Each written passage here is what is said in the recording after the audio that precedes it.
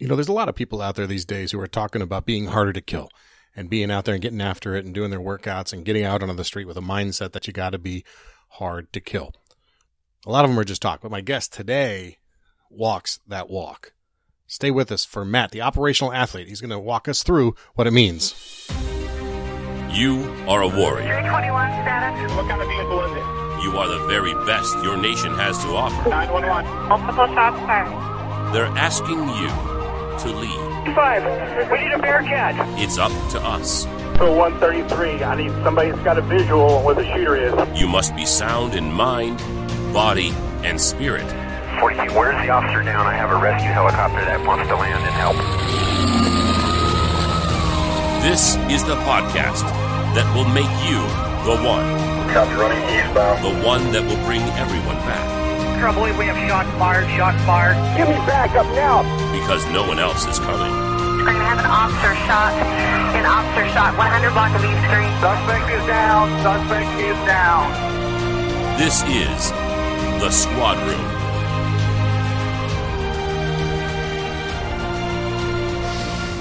Yes, hi everybody. Welcome back to another episode of the Squad Room. Today is a great episode, and I'm all fired up from that intro. If you're joining us for the first time, welcome, and I encourage you to go back and check out some of our amazing guests that are helping those of us in the first responder professions, specifically law enforcement, but all of us get after it. How to become better leaders, how to get our nutrition and fitness dialed in, how to get our mindset right. Great past guests, including Andy Stumpf and Ryan Mickler and Lieutenant Colonel Grossman and Kelly Starrett and many, many more. So go back and check out our archives for a lot of great episodes that are going to help you get out there and do this very challenging, very meaningful job of serving other people and doing it in a way that keeps you safe. A couple quick announcements before we get to my guest today. One is I'm very excited about this. Been working on this for a long time.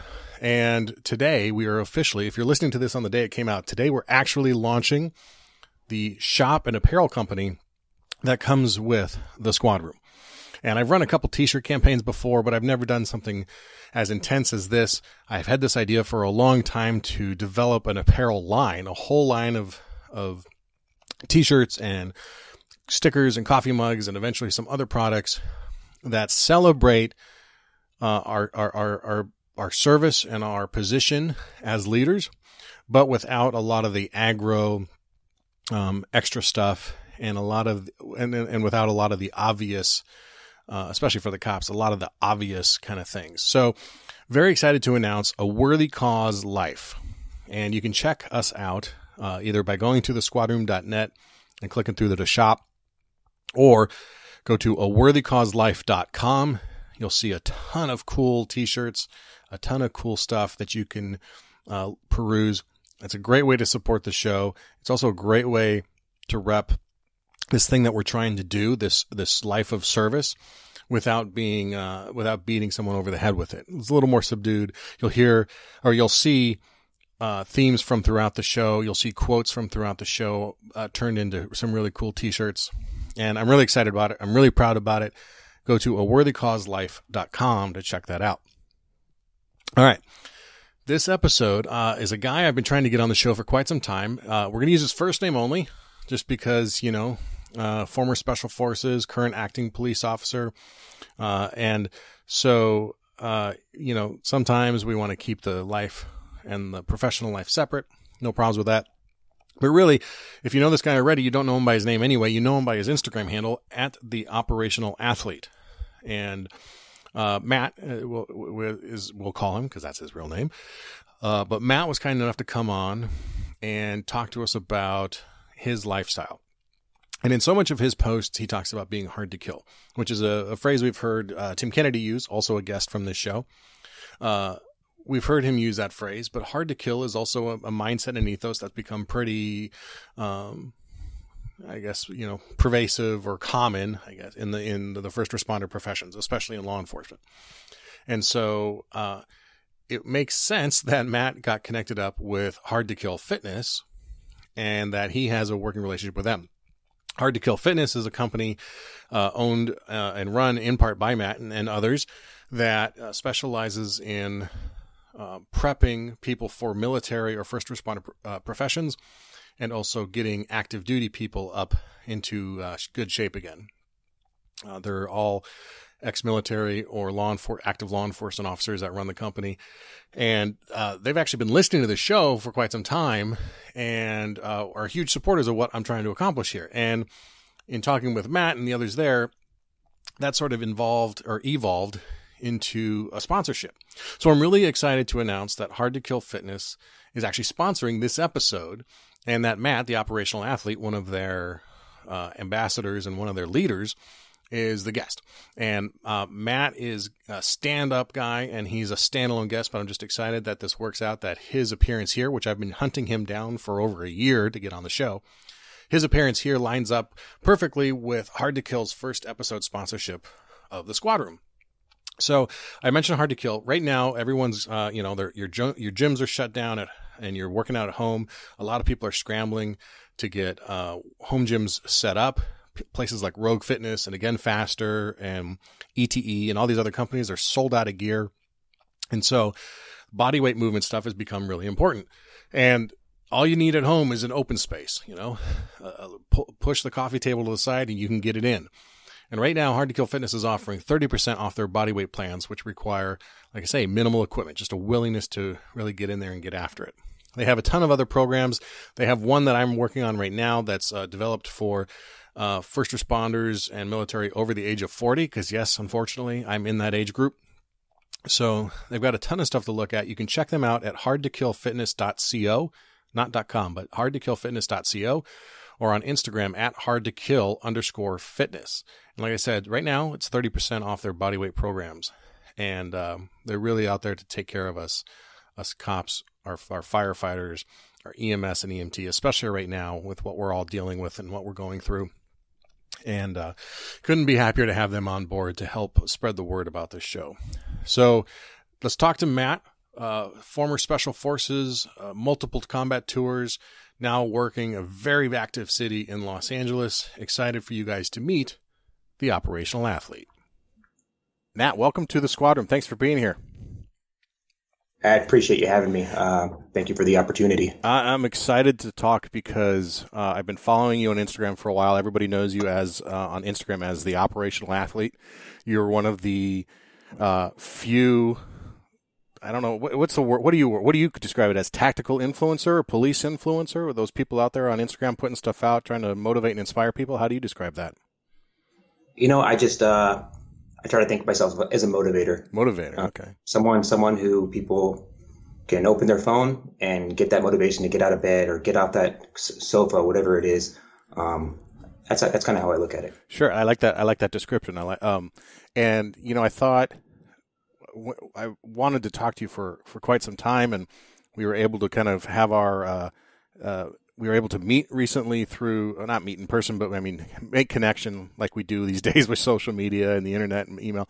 But I've been following you for a while, like I said, and the post I saw that really made me want to talk to you was one that wasn't actually about the motivation and the stuff that you see on your page typically about, working out and getting after it and recovery and all those sorts of things. But it was a post of you and your grandfather. And I thought we could start there because, social media these days is so much about curated content, the good stuff, and people often, I think, can misunderstand that those are the highlights of our lives, right? But in that post, you were very honest and open, and you talked about some of the lowlights that brought you into the decision to join the military at 18. And I thought we'd start there with that post because it does kind of inform, I think, and you can talk about why you joined the military at such a young age, but also you talk about being in a bad place and you use the words headed to a bad place and that you were a loser and you were depressed. And let's start there. Let's start with the bad stuff because I think that will really show people where you can come. You know what I mean? Absolutely. And I'm a huge advocate of talking and being honest about everything. And I think that's great for people in our line of work to talk. Mm-hmm. So with my grandfather, actually let me back up. So I grew up with a single mom, my dad was in and out of jail my entire life, so he wasn't in the picture. And, a lot of things happened growing up, and my grandfather's always there. He was the one who would pick me up from school, take me to school. My mom, she did everything she could to take care of us, but, having two teenagers, eventually, it's tough. And yeah, he was always there, always taking me out for school clothes, all that. And he happened to be in the Navy during the Korean War. So not only was he there, but he also taught me values. He taught me what it was like to be a man. Took me to air shows, took me out shooting. Little did I know he was breeding me for what would eventually be my career. And, graduating high school, I didn't really have any direction. I didn't know what I wanted to do. So I was angry, at that age. My dad was in the picture. Things just weren't working out for me. I couldn't afford to go to college as we weren't very well off. And I remember at one point I threw like a desk chair through like one of our walls at the house. And looking back on that, man, I put my parents through, some hard times because of where I was. And I have a great stepfather. He's taken care of us, later on in my life and up until, now. And I feel bad for what I put him through. And that was the hard place. That was the bad place I was in, just before I left. And yeah, so like my grandfather, my uncle, another huge figure in my life, he was in the Marines. They raised me, and I think they pointed me in that direction because it was either that or who knows, I'm sure my family would have had enough of me. I might have been on the streets, might have started using drugs, stuff like that. So I'm thankful that I did decide to go in because it changed my life. It changed my family's life. So you make that decision early on, but when is the eventual decision made on your end? When do you decide that not only do you now have purpose in the military, but you're going to go for a special forces selection? So when I was in basic training, I got the opportunity to go to airborne school because I had some good PT scores. And that gave me a little bit of a taste of, being in a specialized unit. And I wanted more. I started to jump out of those planes, and I was like, there's more than this? There's all these other things. I was like, I was learning what the military was all about. I truly didn't know what a Green Beret was, truly, until probably when I started the Q course. I'd read some books, and stuff like that, but deep down, I didn't know it until I started talking to my instructors and stuff like that and guys in the course. And I was in the infantry, National Guard infantry, and I saw these guys, and they had long hair, in shape, had their hands in their pockets, and they had these green hats on. And I was like, hey, who are those guys? And, I'm like, another private standing next to me, and he's like, oh, those are the special forces guys. He's like, they just got back from Iraq, man. Those guys are badass. They're cool. I was like, oh yeah. I was like, I was walking by. I'm like, hey, Sergeant, how you doing? They're like, hey, what's up, bro? I'm like, he's calling me bro. I was like, and like I was a surfer from California, so like I could relate to it's kind of being like chill and mellow, and I just how these guys presented themselves, and I started looking more into it, and I was like, man, these guys are heroes. They've done some amazing things. And that's what I did. I went to a recruiter, and I was like, oh, hey, Sergeant, I want to be a Green Beret. He said, well, you're PFC right now, so you're going to have to wait a little bit, but this is what you can do. Start rucking, running, doing all this. And I took that tenfold. Mm-hmm. I started training harder than I ever trained my entire life just to get the opportunity to go to the unit and the opportunity to go to selection. I remember I used to swim out from the beach like a mile and a mile back. And we didn't even need swimming. When I found out about it, we didn't even need swimming. But I thought that was something I needed. Not the SEAL teams. Yeah. Well, that's when I decided to go. That's interesting because it strikes me as from the outside that there's a parallel to a lot of the ways, and I think my story of how I ended up in law enforcement was, I've told this story before, but I was living in Los Angeles, and I was working in the film and music industry, so as far as you can imagine from any sort of disciplined, regulated kind of paramilitary organization, and seeing LAPD interact and seeing LAPD run code down Sunset Boulevard, right? And seeing the airships up above and thinking like, man, those guys are badass, just like you said, yep. Right? And joining the career almost as an aspirational thing, right? Like when I joined the academy, I don't know about you when you went through selection, but when I joined the academy, I wasn't convinced I was going to make it, much less like be successful, much less make it through my first year, then get promoted. So it was an aspirational move for me. It sounds like it was similar for you. You wanted to be part of a group that meant something bigger, and maybe coming from something because you didn't have that growing up. What do you think? No, absolutely. I mean, the military in general, and then, I've been in special forces, they're so selfless and such a higher calling. And I needed that. And I looked up to that. I looked up to these guys, that had been, to Afghanistan and Iraq and defended our country, defended our freedom and others' freedom. And I really wanted to be that guy. Mm-hmm. I wanted to do it as many times as I could. And once I started, once I got to a team, it was apparent that this was going to be something I did for a very, very long time. I wasn't leaving anytime soon. And you did. We were talking right before we hit record. You were doing back-to-back employments for a long time, right? Yeah, that's back-to-back. I took a little hiatus for a couple of years and then back at it. Same thing. And that was great. I loved it.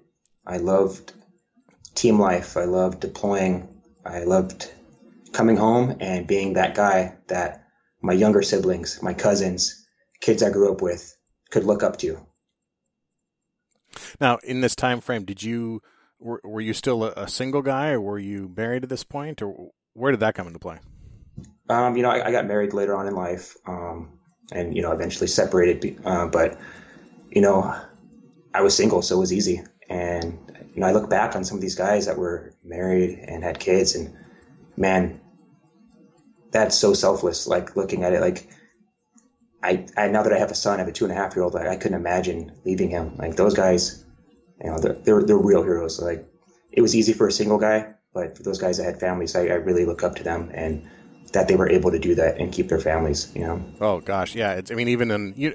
You're to jump ahead a little bit for people, not to spoil the surprise, but you're now an active duty police officer in Los Angeles, in the Los Angeles area, and so I'm always fascinated by the similarities, not just the military to policing, but specifically to the Green Berets. And I think that's why I've had so many on, right?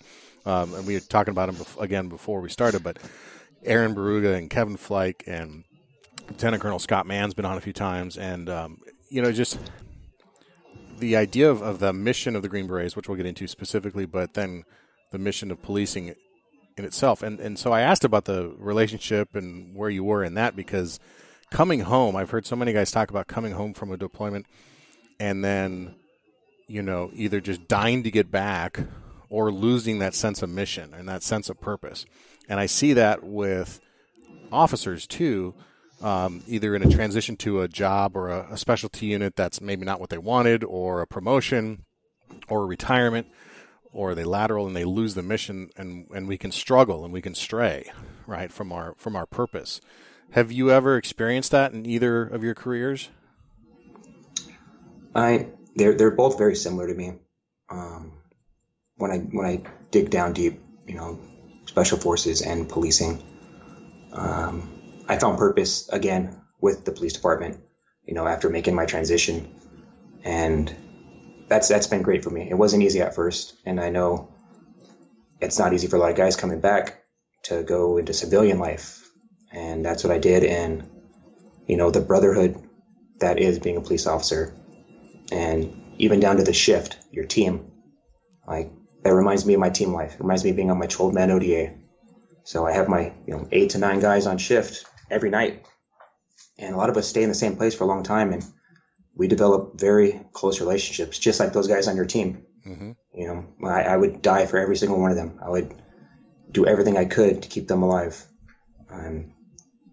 That's made it a little easier for me, kind of relating it that way as far as like team life goes, Isn't that interesting how it's really the only two careers, and I'll lump in all first responders to this, but first responders and military, where you're encouraged to focus more on the man to your left and your right than you are about yourself. And in return, you get so much back knowing that that's being shared with you tenfold by the people you're surrounded with. Isn't that such a thing? Yeah, I think that's amazing. That's why I train so hard. That's why I try to, deliver this message. It's because, not only do I have to get home every night, but I need to get my partner home every night to his family as well, and their partners. And I think that's truly my mission right there. Daily, every time I put on my uniform and I get my black and white. So you went into the military sort of listless and seeking some meaning to the struggles you went through. What did you come out of the military with knowing, and what did it teach you that you still use today? I mean, I think integrity is definitely a big thing for me coming out of the military. Some guys would be like, oh, the Army values, yeah, they're this and that. But I truly think they're amazing. I think that they teach us that, and then you live it. That is amazing. And bringing that into, policing, you got to do the right thing at all times, even when no one's looking, even when your sergeant isn't over your shoulder.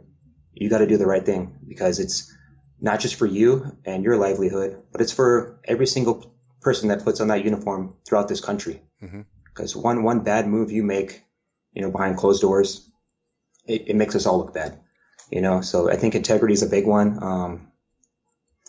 I think the intestinal fortitude that I got through my special forces, it's being able to push myself to, my limits and continue to train as hard as possible. Even though, some guys say, I'm just pushing a black and white, or I'm just pushing a desk. Even if you're a detective, there's going to be a day when you got to run out of the station because one of your partners got in a shooting. So are you going to be able to run out and not tear your ACL because you're overweight? You're going to be able to get out there and help them in a gunfight.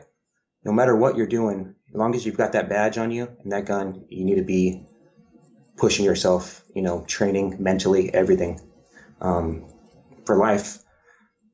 And I think another big thing that I learned in special forces that I've tried to bring to the police department, and I've seen it implemented, is, cross training. Like, they would send us to all these schools in SF, sniper school, different shooting schools, intelligence schools. And that would make that individual operator a better guy. But what would make the team better is when he came back and he taught all those skills he learned to the team. It made the team that much better. We're force multipliers. And it's not just on our missions in indigenous countries. It's within our own teams. And I've gone to some trainings, now that I'm a police officer, trauma stuff and different things. And I think it's important to continue to do that briefing training. Get up front and briefing, teach whatever you've learned to your guys. It not only makes you better at it, but it's giving them some skills. If that guy may be putting a tourniquet on your leg one day and you're the one who taught him. Yeah, it's absolutely true. We've talked about it in a lot of episodes recently about just the spectrum that's needed for law enforcement, in terms of you need a guy who can be an SRO and can talk with high school kids and juveniles and work with them in a coach kind of setting. And then all the way over the other side is kind of the 24/7 SWAT operator and the tactical scenario guy. And you need everything in between, right? You need, because all of those tools need to be pulled on at different times, but any one of us could be tasked with any one of those things at a moment's notice. But I'm curious at your department, because you're I know we're not going to talk about where you work specifically, but give us an idea of the size of the department. And I already mentioned you do work in the Los Angeles area, so it's very busy. But how big is your department? So we're about 100 people. So it's not very big compared to, some of these larger sheriff's departments in bigger cities. But we're right there in the heart of LA. And like you said, yeah, it's very busy. And for people who aren't from the area, just so they understand, LA County is a mixture of LA City, obviously, but then a bunch of other smaller cities like the one you work for, and Santa Monica, for example, Beverly Hills, there's a whole bunch. And you butt up against all these other agencies, and you could have a small agency, like you say yours is, right up next to a huge agency, and then maybe a medium-sized agency around the corner, and you work with all these other people. But just to give some context to what you're talking about, I'm curious, though, with your department, you're on social media this way. How has the reaction been within your department to what you're trying to accomplish online?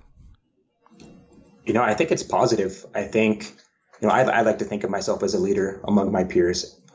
I try to be one, at least, and I try to send a positive message and lead from the front and lead by example.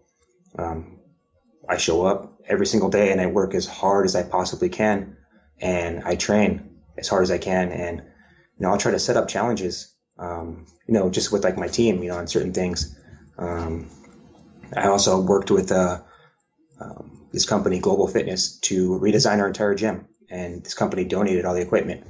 So I revamped the gym to try to motivate people to get down there, and it's working. I mean, I've seen so many more people take on, the fitness, the motivation, all that, and I think there's a positive outlook on it, and I'm gonna keep going. That's awesome. You just said something that I want to emphasize for people. You said, I think of myself as a leader. And I think that the very first step to being a leader is to just think of yourself as one, and then you become one, Absolutely. Because you take on the responsibility and the ownership of it by thinking of yourself in that way. Because so much of what we talk about is leadership. We talk about health and fitness, but so much of this comes down to leadership of yourself and of others, right? Yep. For me, I wonder, I'm sure you got guys. I'm curious about the culture in general of your specific agency, and if physical fitness is emphasized. The fact that you even have a gym is unique to a lot of agencies, right? It's shocking, but my agency, for example, does not have a gym that you can go to work out. So that's, I think, more common than having a gym around. But what's the culture within your agency, and where does that start? Is that at your chief's level, or where does that come from? I think it comes from shift by shift, unit by unit. Guys have started training. I know we have a pretty physically fit department. Like when I look at the overall, I think guys are, because of where we work, you got to train, jiu-jitsu. You got to be able to fight. You got to be able to run. Before I got injured, I was in a pursuit 3 weeks in a row. 3 weeks in a row, I was in a vehicle pursuit, to foot pursuits. So I think knowing that your night could be busy, you could be fighting for your life, it keeps people in shape, and it keeps them motivated. And I think we have a couple lieutenants, and they're on social media too. They're training, they're leading from the front, they're showing that just because they're lieutenant doesn't mean they're not going to train. And I get sergeants doing the same thing, and all the way down to patrol. So leaders and those below them, everyone's motivating each other, I think. I think that's a missing piece for a lot of people is if you're not working in an active area, if you're in a rural sheriff's department where stuff doesn't happen very often, it's really easy to get complacent. And those proclamations that it could be any day at any time, they're absolutely true, but it becomes harder and harder to see that as a reality for a lot of people, Yep. For those guys that are out there, flying solo on shifts like that and struggling and know that they need to make change, what's the first, and I'm sure you get hit up on all the time on this question, but, what are the first steps you want to tell someone to take when they think, I've let it go and I need to get back? What do I do first? The first thing is to, map it out. Like, why are you trying to improve yourself? Why are you trying to get back into, academy shape or whatever? And set goals. I think a big thing for not those guys, for the guys that are working with them, they need to tell them, hey, partner, I want to make it home to my family every night. And I think, we can work on something. We'll get you back. I know this happened to you or something like that, or whatever it is, your injury. It's like, let's work on getting you back. We got to be there for each other. We got to motivate each other. Some guys don't have the ability to do that self-motivation. So I think it's important to be a family, to be brothers and sisters, and to reach out to those guys and try to get them back, Do you think asking for help like that is a weakness? I think a lot of people think of it as a weakness when they don't know where to start. I definitely don't. I think it's a strength, being able to realize something and then ask somebody for help. Man, that is a huge strength. That takes a big person. So. Yeah. You got your big dog in the background. That's all good. He's emphasizing the point. He agrees with you wholeheartedly. You mentioned it a little bit. You said the transition out of the military at first wasn't the easiest thing. Was policing something on your mind when you left the military, or did you stumble around a little bit till you found this next mission? To be honest, it was my last choice. Really? Yeah. I had worked as like a parking enforcement officer for this department when I was like 17, 18. And I'd always kept it in the back of my mind because I remember seeing the guys, I remember seeing the brotherhood, and I was like, this is the place I'd go if I decided to do this. And because, like in like SF, a lot of these guys go to 3-letter agencies. And that's kind of where my head got stuck. I wanted to go do Intel and do all this. And I did get hired by, some good organizations out there. But the lifestyle, that wasn't for me. I think I wanted to be a family man. I wanted to be close to my family here in Southern California, in the LA area. I got, 3 younger siblings. I want to be a part of their life and their kids, stuff like that.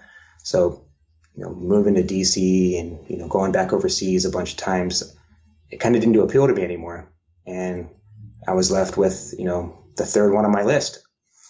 And I had no idea it would truly be such a blessing. This career is amazing. Every single person I work with is amazing. The area I work with, my citizens, all that, it's a great job, and I work 3 days a week and I have 4 days off to, be with my family and to, do the operational athlete, hard to go fitness, ruck for vets, to do all that and still reach out to my brothers and sisters that I served with. That's amazing. I think it's funny that you didn't put this as a goal originally. That wasn't your first goal. And so it's a good transition to talk about goal setting, because it's been on my mind a lot recently, and how to set goals and what kind of goals to set. And I'm becoming more and more convinced that I need to focus on the process, meaning those process goals of like, what's the next right thing to do, and really put out of my mind the bigger goals of I want to lose 20 pounds, or I want to gain 20 pounds of muscle, or I want to do X or Z. What's your process on goal setting, or do you even bother at this point? No, absolutely. I set goals daily, and I carry 2 notebooks with me at all times, and they both have different purposes. So when I talk to people, through the internet, social media, I try to set it up like a shooting range. So I set myself up, my 5, 10, 15, 25 meter targets. All right. That I'm also going to set up, my 100, my 500, and my 1,000 meter targets. So that 5 meter target, that's something I can get out there and grab. That's my cell phone in the morning. That's me getting up after my alarm goes off, turning the alarm off, and actually being up, being present at the right time every day. That 25 meter target, it's a little further. I can't really grab that one, but it's close. It's something that is obtainable. It's something I can hit with my pistol, Mm-hmm. It's something I'll definitely hit with my rifle. And then, as I branch out, that 1,000 meter target, I got to get my 308 out, my sniper rifle. I got to look at wind. I got to look at, all the other factors, look through a scope, do some math. It takes a little longer to set up that goal, that target, but it is obtainable. I just got to take these steps to make it happen. So I literally will write in my notebook, all right, 5, 10, 15, up into 1,000. Sometimes I got mile-long targets. And I'll write what they are. And I love checking them off. I love checking off a goal I've obtained. That is probably one of the best feelings. I'm sure people definitely understand it. Oh, yeah. And then you gotta constantly reassess your goals. Is this still something I'm truly passionate about, something I'm truly interested in? Or how much closer is it to me? This 1,000 meter target's now the 25 meter target I'm about to accomplish. So that's kind of how I look at goal setting and all that. That's really interesting. I've never heard that analogy before, so I like that. That's totally different than anything I've heard. And I'm a checklist guy myself. I will even go back and write in something I already accomplished, but I hadn't written down. I'll write it in just so I can cross it out. Yep, absolutely. It's just that little endorphin kick or dopamine kick from crossing it off is the best. So, you're obviously focused on fitness. You're out there with Hard to Kill Fitness now as one of their chief evangelists, and you talk about nutrition too. you're always recording your workouts, but what's something you do either on a daily or on a regular basis to give a positive input to your fitness that has nothing to do with working out or nutrition? Oh, good question. Nutrition, fitness. I'm just trying to think now. give me a second on this one. For example, I'm trying to maintain and implement more of a mindfulness or meditation practice, because I find that to be very helpful even on the street, and being able to create some pause and some calm there. That's one example. Okay. So for me, I am a huge advocate of mental health. I think it goes hand in hand with everything we do, and especially with physical fitness. I just started seeing a therapist, and I just started about a month and a half ago seeing a life coach. And that has really helped me map things out and helped me just take on a new level, which I'm really happy to start sharing with people. This will be the first time, actually. I'm really happy to start sharing this and, try to motivate other people to do the same, because when your mental health is good, your physical health is going to be so much better. All right. That is a promise from me to the world. Yeah. Wow. I appreciate you being so open and bold with that. I think we're at a point where we need to talk about those things more openly, and reduce that stigma of it, because that's a bold move to talk about it. I've talked about it on the show. I haven't talked about it in a while, but I've gone to a therapist and sought treatment myself, and it's only a matter of time, I think, in this job before you either need to do it proactively to prevent things or reactively to fix something in the way that we just operate. Don't you think? Yeah, I think it's absolutely great to talk like that. I mean, it's so rewarding once you start doing it. And you're right, there is a huge stigma, not just for everybody, men specifically, huge stigma, military and police, huge stigma. And I'll even say it, special forces, huge stigma to go out there and talk about things that are bothering you. And that's why it took me so long, but I'm so happy I started the process. I literally physically feel better. It's one thing to go out and start the process and be willing to kind of go against that grain, but it's a whole other thing to be willing to talk about it openly on a forum like this. Trust me, I know. But why do that for you? What's your reason? I think it's important. To me personally, me being open right now and saying this is helping me tenfold. This is something I'm going to be proud about all day. Put it that way. Nice. Yeah. It's a big move for me.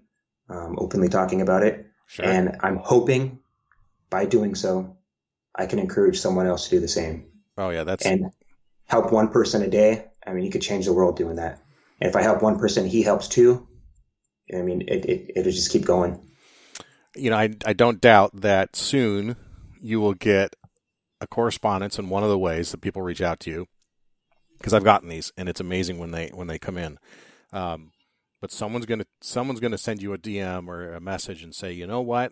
Because you, the special forces guy, the hardcore training cop, this and that, were able to talk about this in a minute. I realized it was worth a shot, and I went and got it, and it saved my life. You'll get that. You'll get that message soon, man. It's amazing. I look forward to it, and I really hope someone takes this to heart. So I was not expecting to take this path a little bit, but I want to go into this a little bit, if you don't mind, because the question I often am curious about with people is when the decision is made to go get help, right, to seek help. There's either a slow progression of just unease, or there's an event or there's a moment where you identify, wait, something's off. Something's not right with me, and I want to get back to where I was. What was your experience with that? I've had my bad days. I've experienced a lot of things overseas. I experienced a lot of things just in my life in general, growing up. And as a police officer, we see things out there that they bother us. And sometimes we go home and we get a good workout in. Sometimes we go out home and get some good sleep. Other times we go home and we hit the bottle. we start doing destructive things. And that had happened to me, quite a few years back now. And I was very destructive, and I had to make a lot of changes in my life for the better. And now that I have a son, he is my main motivation moving forward. I don't want to be my father, and I want to be as good as a man as I can to him so he could be a good man one day. And I think taking this step and my mental health is going to not only make me a better dad, it's going to make me a better friend. It's going to make me a better brother, son, overall person, and make me a better mentor to all the people I talk to every day through social media. So that was why I did it. That's awesome, man. Congratulations, and I'm proud of you for doing that. So many people look up to you, and they see what you're doing, and they want to be like you. I'm sure you have a lot of young people following you who want to go into policing, and they're looking towards that as their path. So you're really thought of as a mentor to a lot of people you've never even met. But my next question is, who are your mentors, or who are the people, not necessarily that you know, but who do you look to in your life to help guide you? I look back on my grandfather and the kind of man he was. I look at my stepfather and the kind of man he is. And, I was fortunate enough to have some guys that I served with overseas, some of my teammates. I was in special forces. When I got my Green Beret, I was 21 years old. I knew nothing. And, I had guys that were, 30s plus, 40s. And I was fortunate. I really had some really good guys that really took me under their wing. I mean, and to this day, they're still my best friends. And they really taught me a lot of great values and a lot of great things and helped me throughout life. And I still look up to them to this day, and two of them, well, actually all three of them, they're still serving, they're still out there. They're a little more high ranking now, a little more clean cut, because of the ranks, but they're still great guys, and they did a lot of great things for this country. So I really looked up to those guys. Wow. Well, we want to talk next about Hard to Kill Fitness and your relationship with them, and that's how we got. That's how I got you to answer my DMs asking for an interview. Yep. And for full disclosure too, Hard to Kill Fitness is sponsoring the Squad Room, which I'm very excited about. I think especially in the times that we're in right now, their approach to fitness and working out at home with the ability to use minimal equipment is obviously ideal right now with everyone's gyms closed, or if by the time this is up, maybe they're starting to open up, but doubtful. So tell me a little bit about how you got connected up with them, and then what is it about their programs that are unique to you and why you think it's so valuable? So Rory from Hard to Kill, he reached out to me a couple of years back and asked me to be an advisor for his selection squad. So it was a workout program similar to our elite operator program, where we train guys for special operations selection and special units, stuff like that. And I thought it was awesome. So I started talking to him more. I looked into the company, and we had the same values. We were very like-minded, and it was just a great fit. We cared about the community. We cared about training, and there was no fluff. This is what it is. This is who it's for. It's not for everyone. And I thought it was great. And since I've been on, I've had an opportunity to, work with them in different aspects, but, the training and the programming, it's one of a kind. It truly is, because how our programs work is, they're 6 to 12 weeks, and you can go back and use them constantly, revisit them. I do every single program every year. It's kind of like my calendar. I switch it up, and, right now, I'm a little injured, but I'm digging into the body weight stuff that I have. And I think the best part is how Hard to Kill Fitness serves the community. Like, they truly care about the community and care about, the person they're putting out there, that person that may be on the streets, that person that may deploy. They really want them to succeed, keep improving. And, if you go to our forum on Facebook, it is a community for these guys who haven't experienced it yet because they're training to become police officers or join the military. It's a taste of the community, the brotherhood.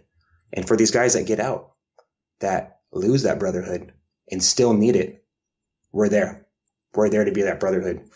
On our forum, people are having conversations every single day, keeping each other motivated. And we truly care about them too. I will answer every single message I get. Always. Sometimes it takes a little longer than others, but I will always get back to them. I think that's why I like, working for this organization. It's amazing. Yeah, they've really, they're one of the only ones that are out there that emphasize first responder and military preparation and fitness, and use a lot of the dynamic stuff that is required of what we do at work, right? And really have enjoyed getting to know Rory and you now and your other people there. What are the things, like, because this is a home gym era that we're in right now, HTK Hard to Kill really emphasizes home gym stuff. You can do all their stuff at a regular gym too, of course, but the emphasis is kind of on the home gym. Where does someone start if they're trying to clean out their garage and realizing that, their Gold's Gym isn't going to be open anytime soon? Where do they start with their home program? Find the space, obviously, but people always ask me, if you could have, a few pieces of equipment, what would it be? Or you could have your ideal gym, what would it be? So I started this whole thing with a sandbag.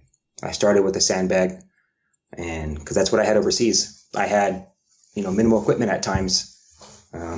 So I started with a sandbag. I would use a regular sandbag overseas. Every time I dropped it, I'd have to get a new one because it burst open.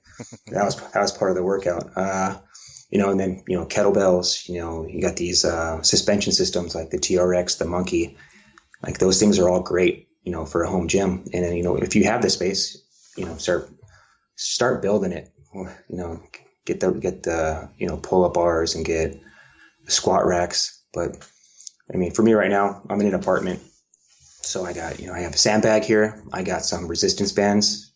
I have the Monkey and TRX suspension systems. And I have a pull-up bar I put in my door jamb, and, things like the inertia wave, stuff like that. Like, it all fits in my closet. I'll post a picture later on my page. It all fits in my hallway closet here. So it's nice. And hoping to do a garage gym here by the end of the year, buying a new home. So I'm excited for that.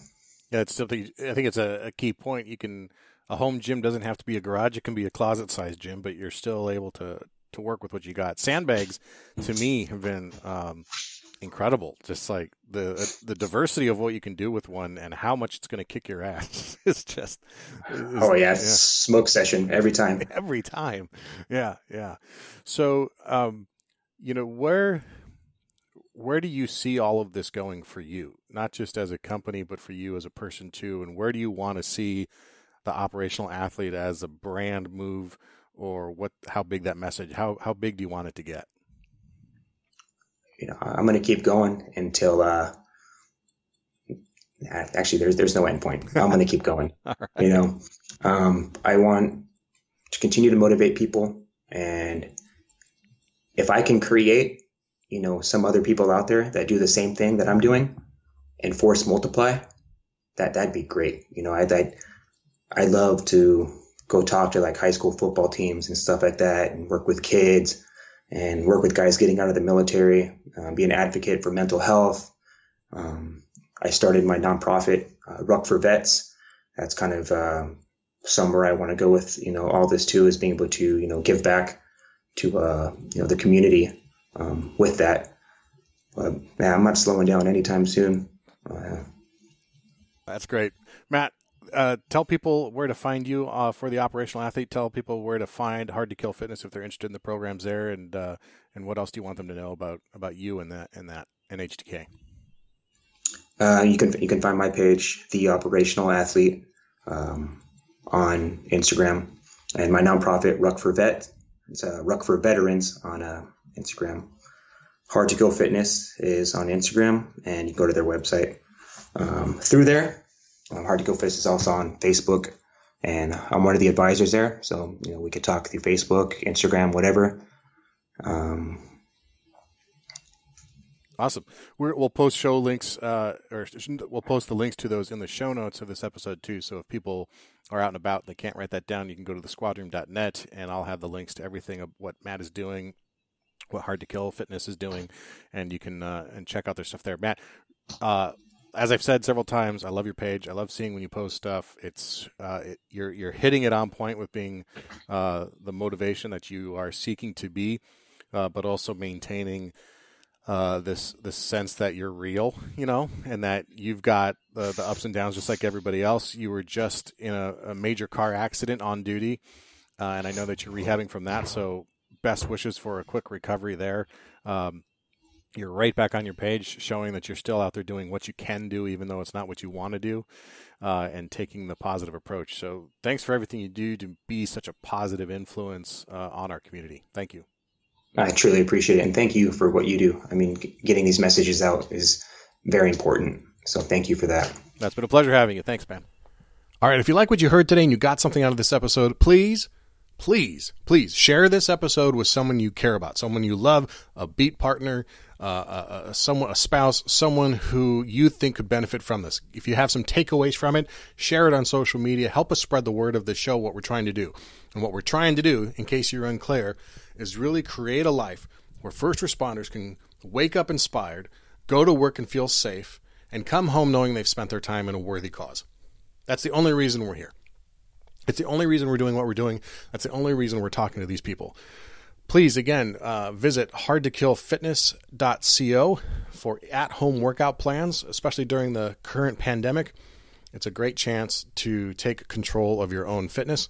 You can also follow them at hardtokill_fitness on Instagram. Right now, 30% off their body weight programs. Also, if you want to support the show, the best, the coolest, the fanciest way to do it is to go to aworthycauselife.com. That's our shop. Yes, it's the Squad Room Podcast shop, but we used a different name. I used a different name for it because I want it to be more than just law enforcement. I want it to be people who are aspiring into the fire service or EMTs or search and rescue, because we are all spending our time in a worthy cause. We are all in the arena, and we are all greater than the critic. So please check out aworthycauselife.com for some really, really cool gear. All right, until next time, take care of each other and stay safe.